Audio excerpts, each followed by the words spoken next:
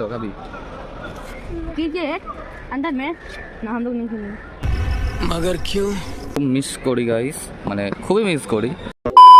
Hello guys, আজকে কাজের জন্য বেরিয়েছিলাম, ঠিক আছে, একটু অফ টাইম পেলাম তো ভাবলাম তোমাদের একটা স্মৃতি দেখাই, মানে আমার যে ছোটোবেলায় কাটানো কিছু স্মৃতি, সেই জিনিসটা আমি ভাবলাম তোমাদেরকে শেয়ার করি গাইস, মানে খুবই মিস করি। এদের খেলা দেখে সত্যি মনে পড়ে গেল।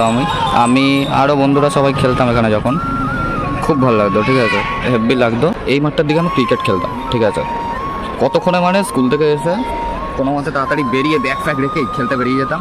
আর দেন এখন এদের খেলা দেখে আমার মনে পড়ে গেল। আর কিছুদিন কাজের চাপে ভিডিও দেওয়া হচ্ছে না, তাই ভাবলাম আজকে এসেছি এই জায়গাটা অনেকদিন পর, মনে পড়ে গেল এই জায়গাটা শেয়ার করি তোমাদের। ব্যাপারটা হচ্ছে কি, সময়ের সাথে সাথে সব কিছুই বদলায় আর আপডেট হতে থাকে। আমরা দেখবে অনেক কিছু যেগুলো আগে করতাম সেগুলো এখন করি না, বা আগে খেলতাম এখন খেলতে পারি না, এদিনে আমরা আপডেট হতে থাকি।